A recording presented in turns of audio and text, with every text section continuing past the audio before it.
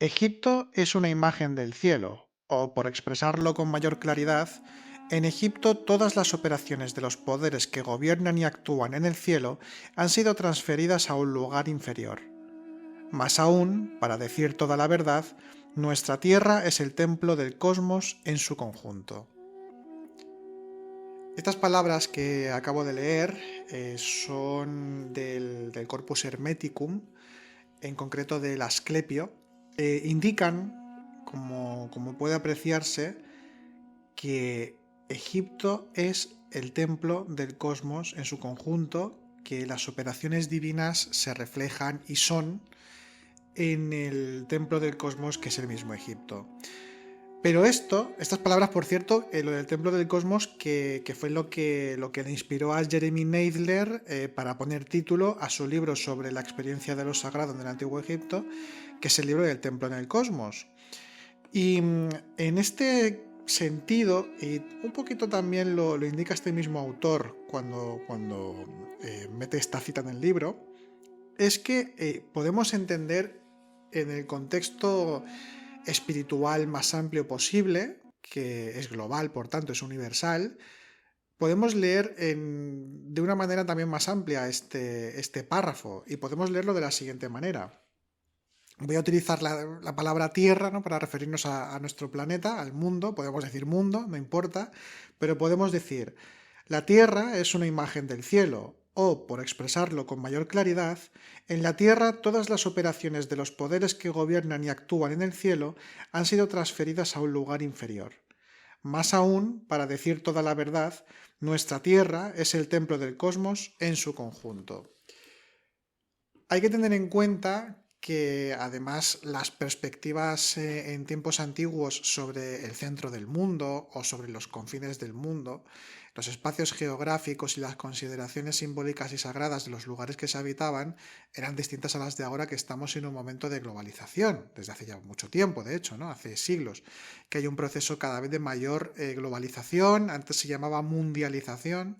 Pero en definitiva, sí que es cierto que ahora con todas las conexiones, toda la interconectividad que tenemos prácticamente en el mundo entero, entre todos los seres humanos, puede ampliarse ciertas perspectivas que se tenían antes respecto al centro mismo del mundo o a los lugares sagrados o no sagrados, que evidentemente las religiones, cada una tiene su eje del mundo, tiene su lugar central, que suele ser de peregrinación, pero si entendemos que metafísicamente todo lo existente es manifestación divina, entonces el mundo entero podemos entenderlo también, y hablo de la globalización como una nueva arquetipación, una simbolización de este tipo de temas.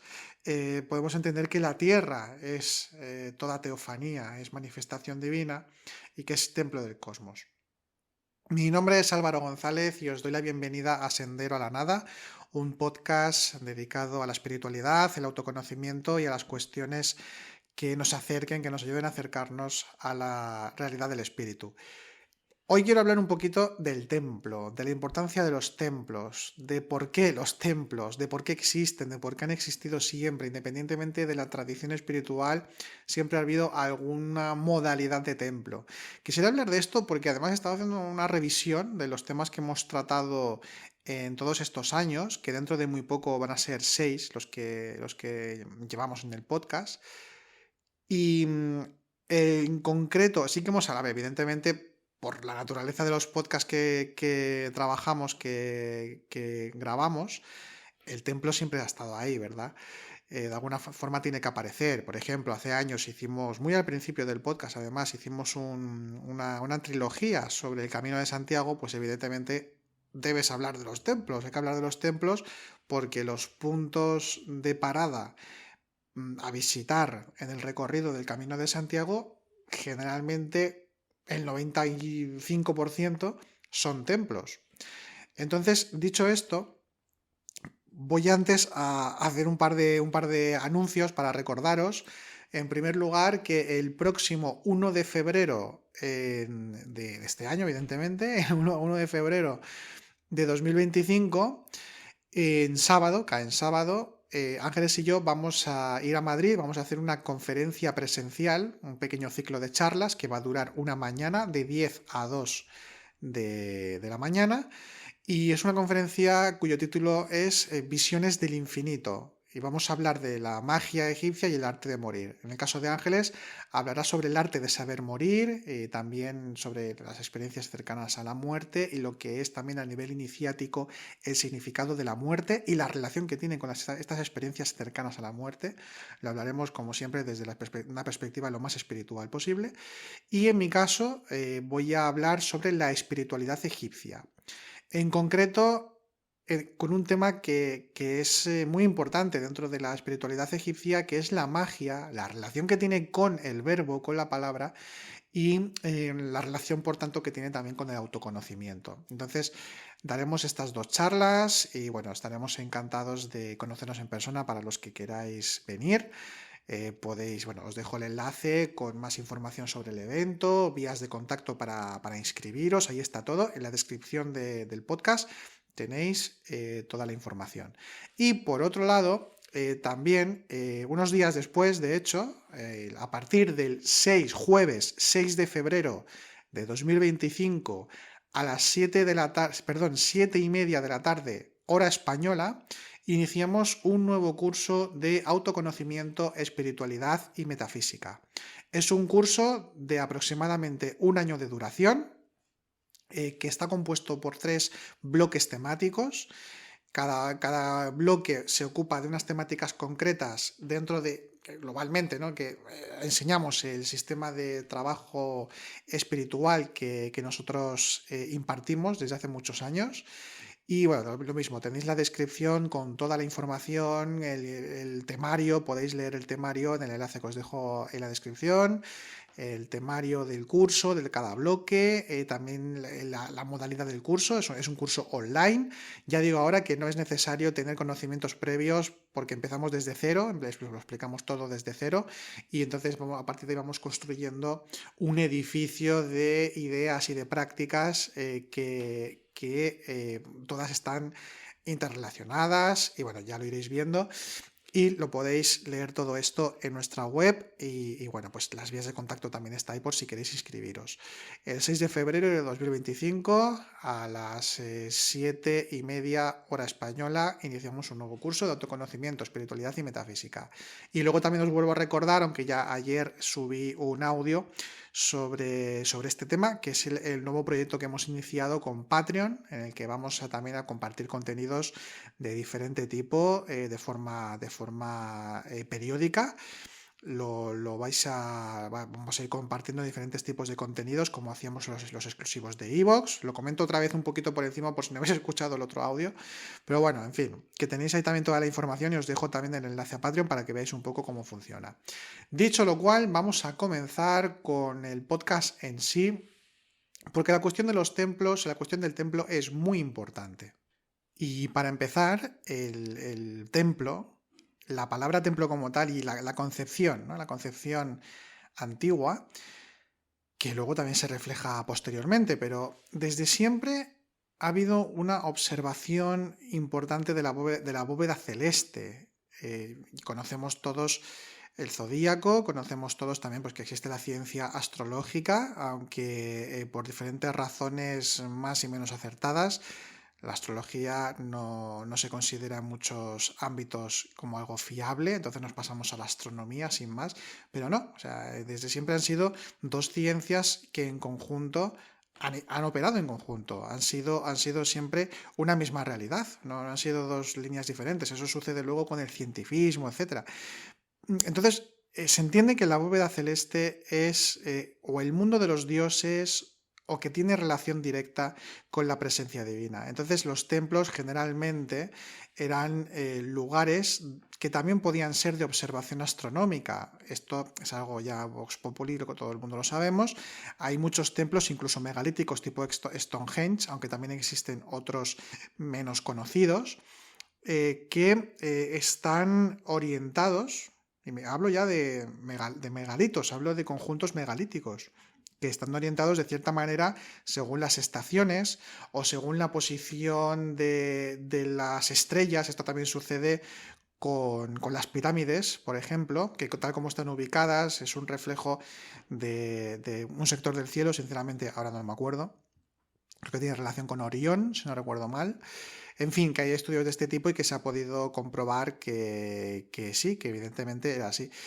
Y de hecho, la misma palabra templo y la idea de templo, templum, el templum como palabra, significaba primitivamente el templo como palabra. Era primitivamente el sector del cielo que el augur romano, estoy leyendo una cita del diccionario de símbolos, porque tiene una entrada que está muy bien respecto al templo.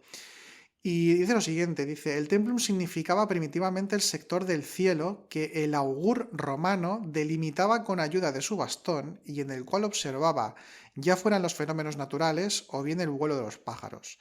Llegó a designar el lugar o el edificio sagrado en donde se practicaba esta observación del cielo. Y a continuación también dice el diccionario que de la misma manera el griego témenos o temenos, que por cierto, decir que con este nombre, la escuela Temenos existe, es una escuela británica de conocimientos espirituales, se editan revistas, tiene relación con Kathleen Raine, que fue una importante autora británica sobre temas espirituales y de poesía y demás, como una nota, de que siempre se continúan haciendo cosas a nivel espiritual, aunque a veces parezca que no.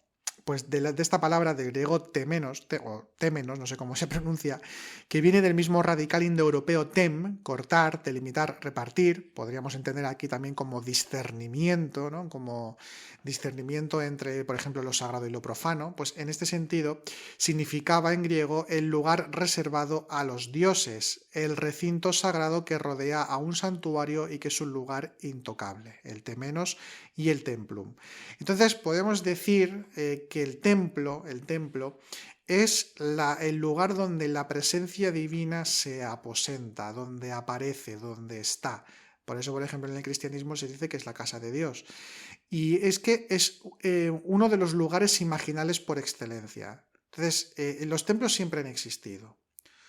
El templo es, también como aquí dice, porque es que está muy bien dicho y prefiero decir directamente la frase, como dice la primera frase del diccionario de símbolos, dice, el templo es un reflejo del mundo divino.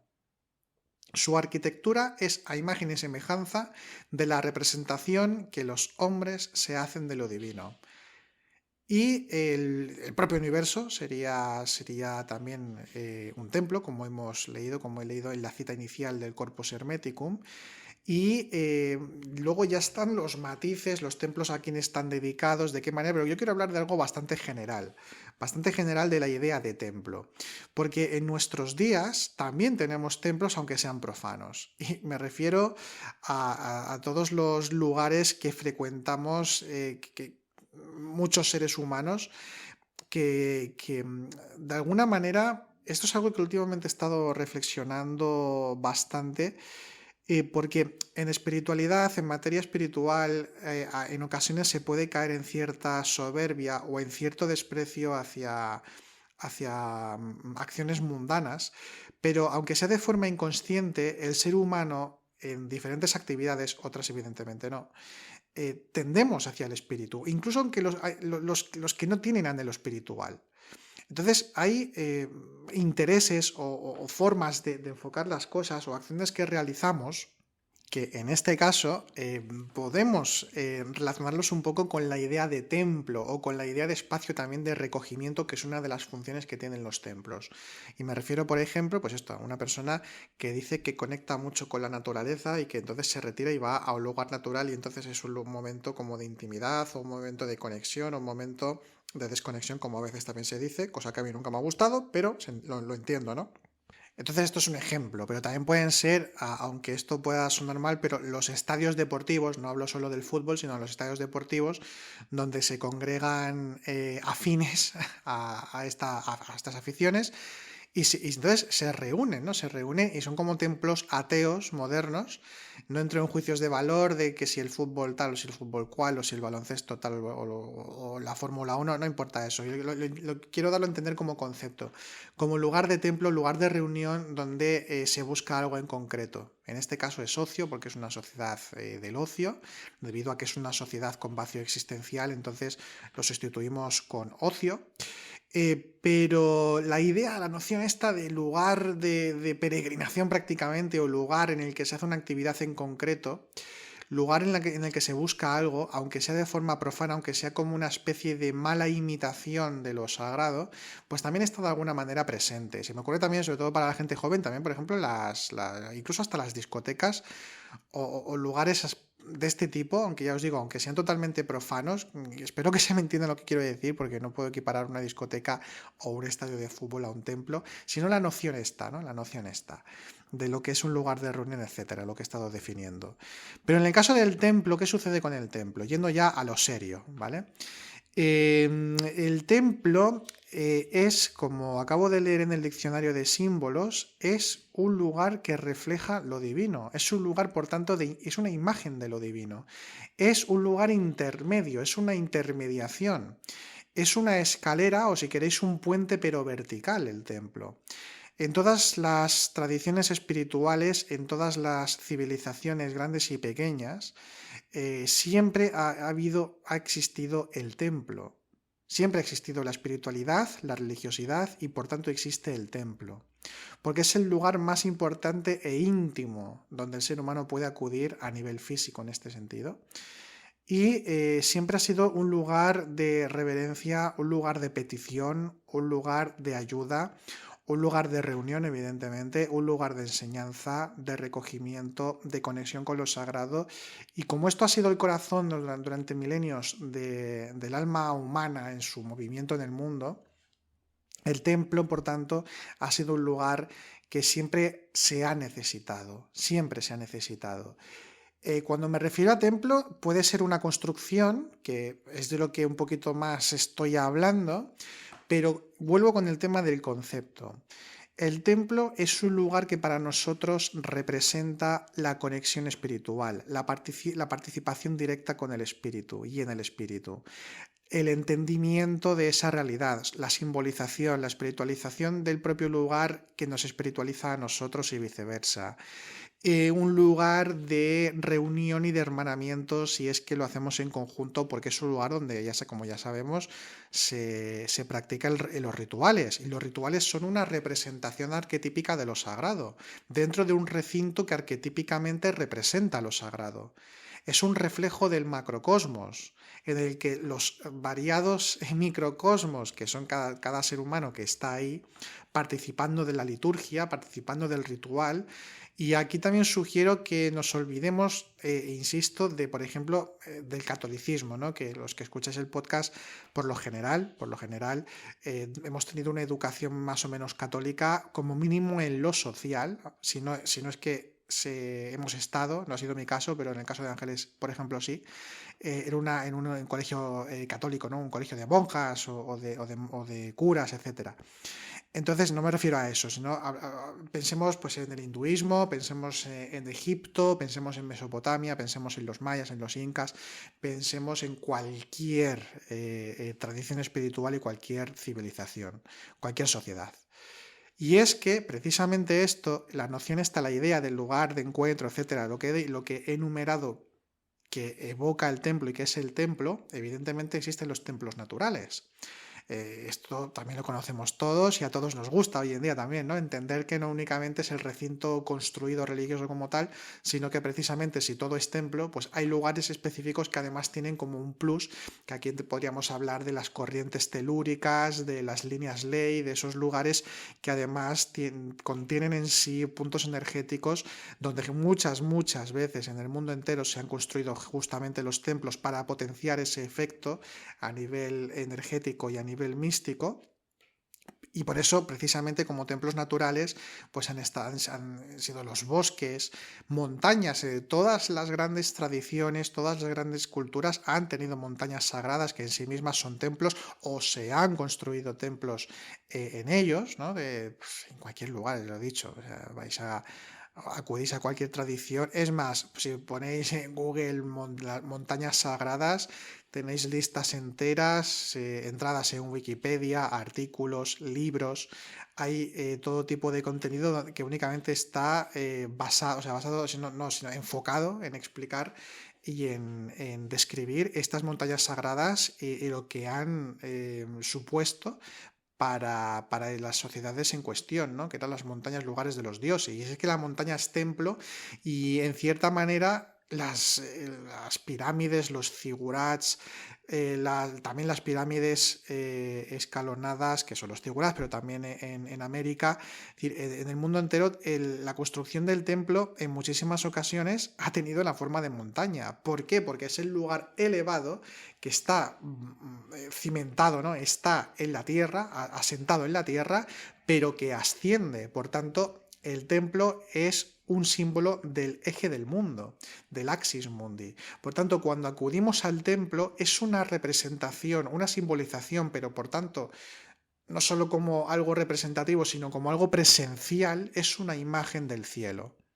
Es un lugar de recogimiento, es un lugar de carga energética si nos ponemos en ese plan, pero lo dicho, a nivel espiritual puro, es un lugar de concentración, de intimidad y de conexión que nos ayuda a seguir profundizando en el misterio, nos ayuda a recogernos y a entrar en oración, nos ayuda a vivir el ritual en su máxima expresión, nos ayuda a comprender, nos permite tener la experiencia directa, intuitiva.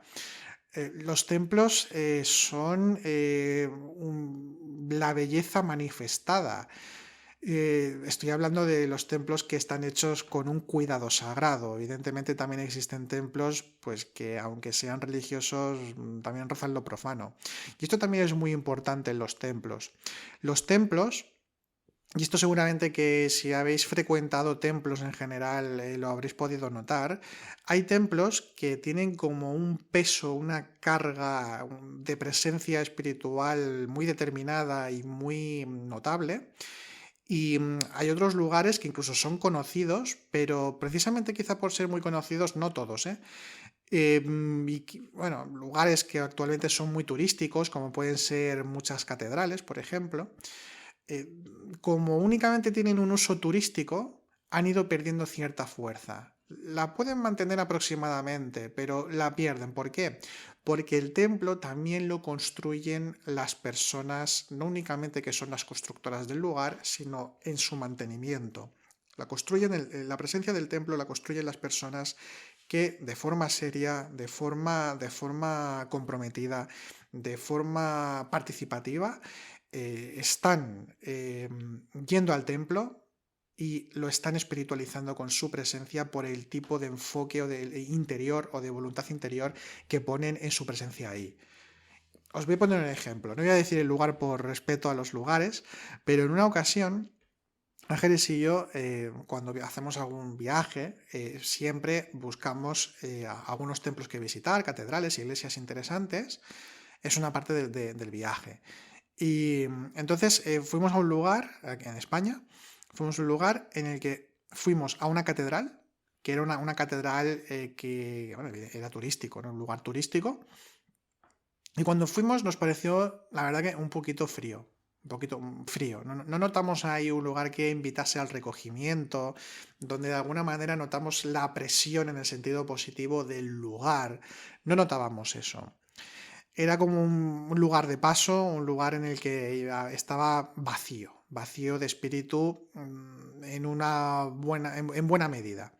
Y luego, por los alrededores de la catedral, porque era en una ciudad, vamos, casi en el centro de una ciudad, visitamos una basílica y en esa basílica había un cartel, era bastante frecuentada, la gente también hace como un turismo, ¿no? La gente entraba ahí, pero había un cartel que solicitaba a los que entrasen que guardasen silencio porque era un lugar de oración. Y de hecho cuando entramos nos encontramos la gran mayoría de bancos de la basílica, y no era tan pequeña la basílica, que estaban ocupados con personas orando, con personas recogidas, y alrededor, para visitar en silencio el lugar, pues iba la gente recorriendo alrededor y luego ya salía y se marchaba, ¿no? Y la gente respetaba, la gente que entraba respetaba. Y sí, sí, en ese lugar, cuando nosotros entramos, nos sentamos ahí también para hacer un poco de oración, estar un rato en recogimiento, y ahí sí que sentimos la presencia del silencio, ahí sí que sentimos algo más sagrado, porque el lugar estaba siendo mantenido a nivel espiritual, a nivel energético, a nivel sutil, estaba siendo mantenido por la oración. Porque la oración tiene una fuerza brutal. La oración y la meditación tienen una fuerza increíble. Decían esto seguramente lo he repetido 1 millón de veces ya, pero me llamó la atención cuando en un momento dado que estaba estudiando, aunque nunca dejas de estudiar ninguna tradición, pero un momento en el que estaba leyendo bastantes textos de los padres del desierto, del cristianismo primitivo, que luego, como ya sabéis, también esto será como una herencia que van a coger más los ortodoxos que otras religiosidades cristianas, o al menos es lo que yo creo. En un texto antiguo, no recuerdo el padre del desierto que era, pero decía que el eremita, el que se retiraba al desierto, una montaña, una cueva, aunque estuviese solo, su práctica espiritual tenía algún tipo de efecto en el conjunto cósmico. Y eso a mí me pareció, en el momento en el que lo leí, me pareció como muy impactante la forma en cómo lo expresaba diciendo esto. Y es que es cierto, es decir, todos tenemos una responsabilidad espiritual en tanto potenciales o no vehículos, en tanto imágenes y semejanzas o buscadores de semejanza con la divinidad. Todos somos vehículos del espíritu en definitiva y por tanto tenemos una responsabilidad espiritual. Al menos si tenemos anhelo espiritual, esto deberíamos tenerlo presente. Y entonces, claro, nosotros en nuestra oración y nuestra forma de hacer las cosas ya no es únicamente que afectemos de forma positiva o negativa a lo más inmediato, a los que tenemos más cercano en nuestro día a día, sino que esto tiene algún tipo de repercusión en el conjunto. Si queréis, podéis acudir aquí al concepto del inconsciente colectivo de Jung o al mundo imaginal, ¿no?, que diría un Henry Corbin y otros autores, que es ese campo de información, ese campo arquetípico, ese campo que todos compartimos de forma sutil, pero lo compartimos y por tanto también realizamos un efecto contagio en un nivel u otro respecto a todo lo que somos interiormente y cómo lo plasmamos en la realidad del día a día. Entonces, claro, pues ahí está el ejemplo, ahí está el ejemplo. De hecho, esto alguna vez creo que lo hemos recomendado en otros podcasts y en nuestros cursos también lo recomendamos cuando hablamos de todo esto desde el templo, justamente, cuando hablamos de la meditación, etcétera. Recomendamos siempre que si nos es posible, que en casa tengamos un espacio que únicamente esté dedicado a la meditación o a la oración, a la práctica espiritual. Que no se haga otra cosa, por ejemplo, que no entre ahí un móvil, que no lo utilicemos, para hacer ninguna actividad mundana, sino que sea un lugar de verdadero recogimiento, de verdadera intimidad con el espíritu. Incluso nos podemos poner un altar con aquellas formas simbólicas con las que seamos afines, o si somos practicantes de alguna religión, pues que seguramente que si sois practicantes seguro que ya tenéis algún altarcito en casa. Y eso siempre es un lugar también de recuerdo, de activar el recuerdo, de activar la memoria espiritual. Es un lugar de reactivar precisamente la presencia espiritual en nosotros. Y en el caso de hacerlo en casa, pues lo dicho, es un lugar que es que la palabra ya lo dice, es el templo, es el corazón de nuestro hogar, cuando tenemos un pequeño templo en casa.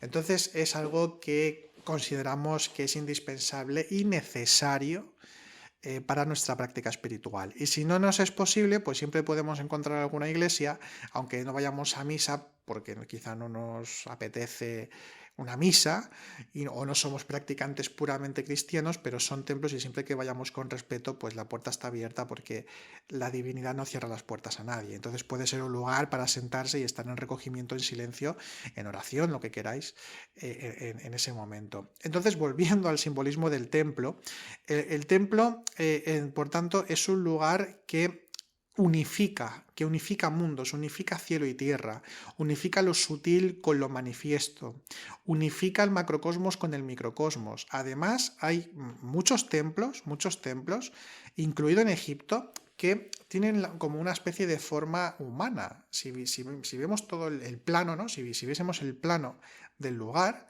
hay algunos templos en Egipto, ahora recuerdo de Egipto, no recuerdo el nombre, pero hay algún templo de Egipto que tiene como la forma humana, que también evoca a un dios, pero tiene como forma humana. Evoca el microcosmos ser humano.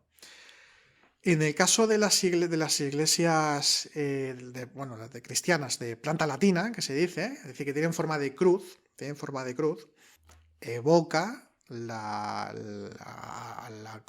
crucifixión, evoca a Jesucristo y como se representa con forma humana, es decir, en el sentido simbólico, ¿no? Entendiendo metafísicamente al Cristo, no es únicamente un individuo, sino que es la segunda persona de la Trinidad.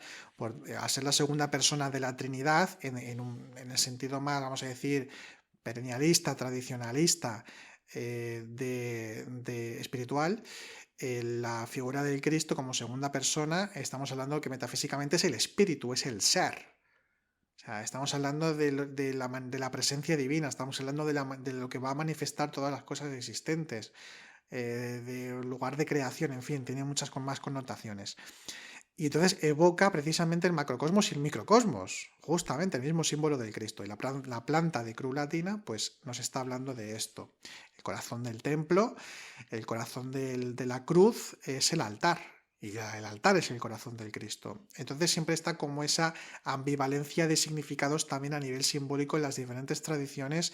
El corazón del templo normalmente es lo que se llama el Santa Santorum, que es donde se puede guardar la reliquia en cuestión, o el mismo altar es el corazón. Y en fin, en todos los templos siempre hay un altar independientemente de la tradición espiritual, porque es algo universal. O sea, es el templo y a su vez el templo tiene el lugar central del corazón donde está la mayor presencia divina o donde se realizan todos los actos sagrados, es en torno al altar en cuestión, porque es el corazón del Dios o es el lugar de reverencia, de liturgia, de práctica espiritual. Entonces los templos son indispensables. Por eso he sugerido que si podemos tengamos un espacio templo, que puede ser nuestra misma sala de meditación, pero que le añadamos un pequeño altar, si no es el caso, que si no lo tenemos, y que lo hagamos.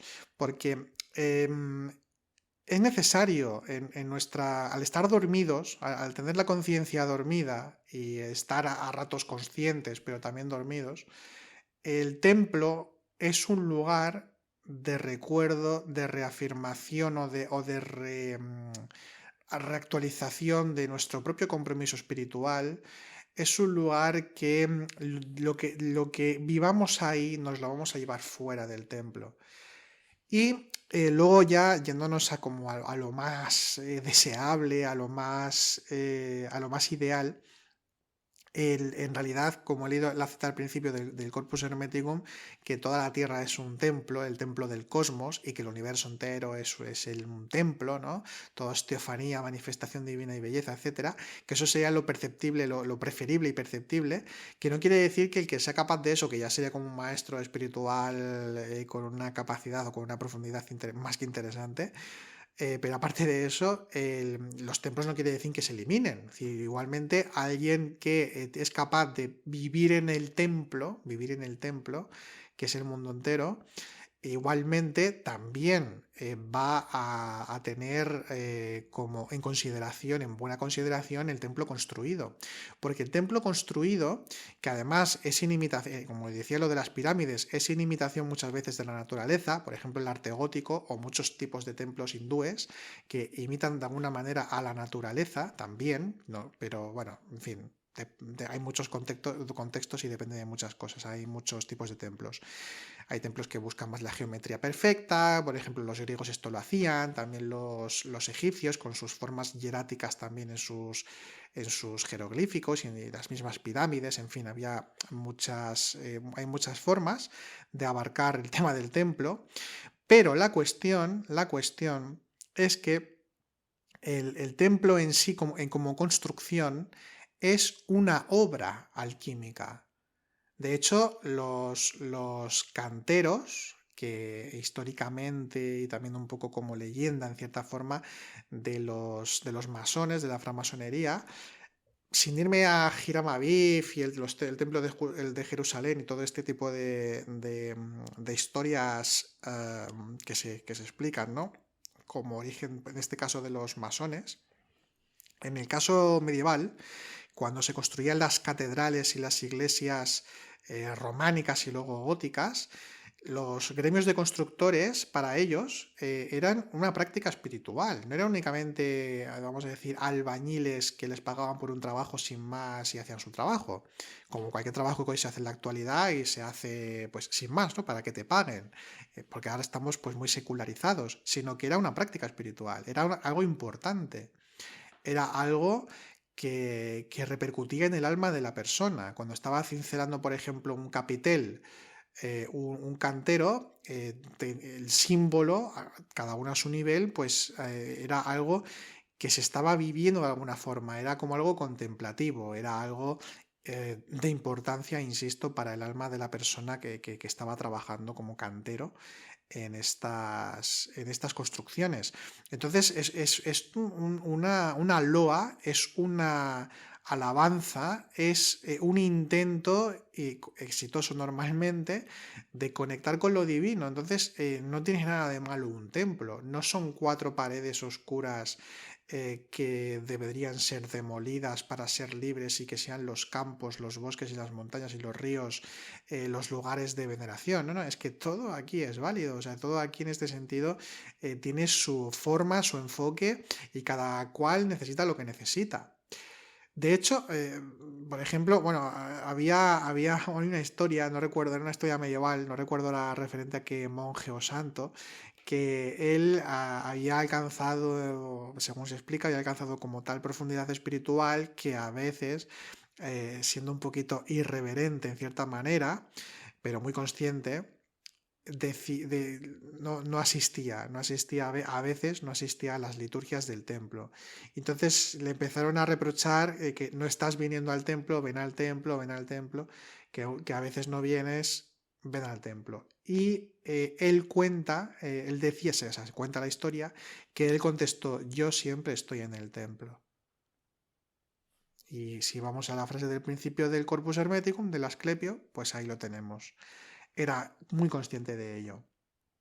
Yo no sé si faltaría, por ejemplo, en mi caso, al templo o no, pero cada cual pues sabrá lo suyo. Pero es una forma de entender, aunque es una historia que quizá nunca hubiera sucedido de esta manera, pero es una forma de entender esto, ¿no? De entender esto. Claro, luego podemos decir, bueno, sí, pues es que el catolicismo con las iglesias, por ejemplo, en el caso de Prisciliano, que fue un importante maestro espiritual cristiano, que estuvo en la península ibérica en los primeros siglos del cristianismo prácticamente, más o menos, o sea, primeras etapas, primeros siglos, y que, bueno, al final creo que fue ajusticiado, no conozco muy bien la historia, tengo aquí un libro suyo con enseñanzas suyas, pero no lo he leído todavía, lo tengo ahí como preparado para cuando vuelva otra vez con temas cristianos porque me interesa, y él predicaba en lugares naturales y en bosques.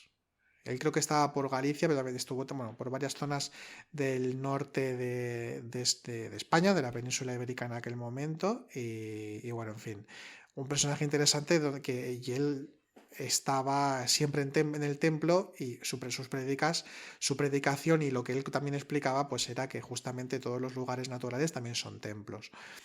E incluso esta idea que tenemos un poquito estereotípica de los amerindios, o bueno, los pieles rojas, las diferentes tribus existentes, aunque ellos tengan como esa tendencia, o bueno, no tendencia, me parece una tendencia, parece que es como algo que simplemente les ha surgido, sino como ellos, por su religiosidad, por su espiritualidad, los lugares naturales, para ellos son como los templos también, ¿no? Habitualmente tienen eso muy en cuenta siempre, pero bueno, también tienen sus tipis y ciertos tipis, ciertas prácticas se realizan por lugares que ellos han preparado y puede ser dentro de un tipi y también tienen sus altares y tienen sus cosas. Los tienen, no sé si todas las tribus y todas las etnias de América del Norte lo tienen, pero sí que también lo tienen. O sea, esto es algo que se sabe, que se conoce. Entonces, pero son concepciones diferentes, porque sí que es cierto que en el caso del cristianismo ha sido más el enfoque en la iglesia, la iglesia, la iglesia, en todos los sentidos. Entonces, claro, a veces ha habido como cierto desplazamiento de lo natural, como que ahí no está el verdadero templo. El verdadero templo y el verdadero espíritu, el verdadero todo, es la iglesia. Es la iglesia y los lugares que construye la iglesia. Que esto puede suceder perfectamente en otras religiones. Yo hablo de lo que conozco de aquí. Pero lo dicho, el templo, como podemos apreciar en este podcast, por lo que he ido comentando, es un lugar fundamental, es la casa de la divinidad, es la casa, es el lugar imaginal, es la intermediación del macrocosmos y el microcosmos, es una representación del macrocosmos, de los arquetipos celestes divinos, que de donde pueden nutrirse, nos podemos nutrir los microcosmos que somos como seres humanos, y en definitiva podemos tener un espacio, un lugar que trasciende, que precisamente se convierte en un lugar que va más allá del tiempo y el espacio mundanos. Se convierte entonces el templo en un lugar transhistórico y transtemporal, un lugar que va más allá del tiempo y el espacio. Es entrar en otra dimensión de la realidad, es sumergirse en los tiempos primeros, el tiempo primero que dirían los egipcios, en el Kairos, en el lugar que evoca y que hace presente lo eterno, en lo temporal y efímero. Así que, id a los templos. Os recomiendo que tengáis un templo, que vayáis a los templos y que tengáis un enfoque en esto como sugerencia que sea, que evoque en vosotros lo más espiritual en vosotros, en vuestro interior, y que sea un lugar que pueda abriros a mayores profundidades de la realidad del espíritu. En otra ocasión, quizá esto, lo digo por los que quizá nos escuchéis en plataformas de podcast, en nuestro canal de YouTube en algún momento es posible que hagamos algunos vídeos en los que hablemos de simbolismos del románico y el gótico, de lugares emblemáticos de la geografía cristiana, que es lo que más conocemos por simbología, ¿no? En el tema simbólico. Y así explicamos algunos simbolismos de capiteles, de símbolos generales de interés, porque también por otro lado el templo, en muchas ocasiones, no solamente en el cristianismo, el templo también es un libro en piedra. Es un libro en piedra. De hecho, por ejemplo, si leéis, aunque es un libro un poquito críptico, porque los libros alquímicos lo son, leéis el libro del Misterio de las Catedrales de Fulcanelli. Luego también están las moradas filosofales, pero no únicamente está dedicado a catedrales o templos, o sea, o iglesias y demás, sino que aparecen como casas. Se habla de casas. En otro libro de Fulcanelli, este de las moradas, es las moradas filosofales, que es mucho más extenso que el Misterio de las Catedrales, pero se va como a edificios antiguos también, que, en fin, tienen una simbología hermética. Y en el caso del misterio de las catedrales se centra precisamente pues, en Notre Dame, en varios lugares más, incluso en Hendaya. Hay un capítulo dedicado a Hendaya que está aquí en España, ¿no? en Euskadi. Y, y es un libro, ya os digo, que es un tanto críptico, pero es muy interesante porque habla, ¿no?, de los simbolismos de las catedrales, de algunos de los elementos más importantes, y luego ya se meten temas de etimologías y demás, pero lo relaciona todo y es de interés. Es un autor interesante sobre alquimia, Fulcanelli, y ya lo dice él mismo, ¿no? Son libros en piedra, son libros que pueden ser leídos porque esconden claves herméticas, claves simbólicas, que son muy interesantes. Entonces ya no es únicamente el templo un lugar de presencia en sí mismo espiritual, de experiencia directa de lo sagrado, sino que también es un lugar de conocimiento. Y además son lugares de conocimiento desde siempre prácticamente, porque por ejemplo en el antiguo Egipto, al lado del templo o en el mismo templo estaban las llamadas casas de la vida, Per Ankh, se llamaban Per Ankh. Y estas casas de la vida eran el lugar donde acudían los iniciados para hacer sus prácticas espirituales, para hacer interpretación y estudio de los textos que eran sagrados para ellos. ¿No? Lo que hoy conocemos como, por ejemplo, textos de los sarcófagos, de las pirámides, o el mismo libro mal llamado Libro de los Muertos, que en realidad es el libro de la salida del día, no son únicamente para los fallecidos cuando fallezcan, que hagan ese viaje por el Duat, ¿no? Que no es el inframundo, es el mundo espiritual. Pero bueno, eso es otra historia que además esto ya he hablado de ello en más de una ocasión en el podcast. Sino que eran manuales de vida, eran manuales de vida espiritual, eran manuales también de ética espiritual, pero de vida espiritual. Eran lugares libros, ¿no? Eran textos que eran espirituales en definitiva, y que escondían también claves simbólicas, y que eran estudiados, y se hacían prácticas en torno a estas enseñanzas que estaban ahí plasmadas en estos textos jeroglíficos. Y estaban en los templos dedicados a los dioses, estaban en los templos en los que también se hacían liturgias, pero eran lugares de estudio. Y lo mismo también sucedía con las catedrales. Una de las escuelas medievales más importantes era la escuela de Chartres, que estaba en la misma catedral de Chartres, y ahí de ahí, por ejemplo, fue uno de los lugares, entre otros, de nacimiento de lo que se conoce como escolástica, pero también eran lugares donde había algunos estudiosos, algunos monjes, frailes, curas, que viajaban en busca de textos espirituales, y de hecho algunos de ellos viajaron muy al sur de Europa y llegaron a tierras también árabes y demás, algunos de ellos, y el Corpus Hermeticum, por ejemplo, o algunos textos, o el conocimiento del Corpus Hermeticum, del hermetismo greco-egipcio histórico, pues en la escuela de Chartres hubo alguna recuperación de ese tipo de textos. Es cierto que luego en el Renacimiento es cuando verdaderamente se recuperan esos textos, o más que, bueno, se recuperan, me refiero, del olvido histórico, ¿eh? En fin, estos eran catedrales, ¿no? Eran catedrales donde se estudiaba, donde eran lugares, centros de estudio y de práctica espiritual. Entonces, o lo mismo sucedía pues en Delfos, en Dendera, en definitiva, en todas partes, ¿no? También son lugares de práctica espiritual, de estudio, y por tanto vemos que han sido siempre históricamente puntos esenciales de las sociedades y de evocación de lo sagrado y de presencia de lo sagrado. En fin, espero que os haya parecido, que os haya sido de interés este podcast, que tengamos en cuenta la realidad que evocan los templos y que nos dan los templos, que nos entregan los templos, que tengamos una concepción más espiritual también de estos lugares dentro de esta sociedad secularizada.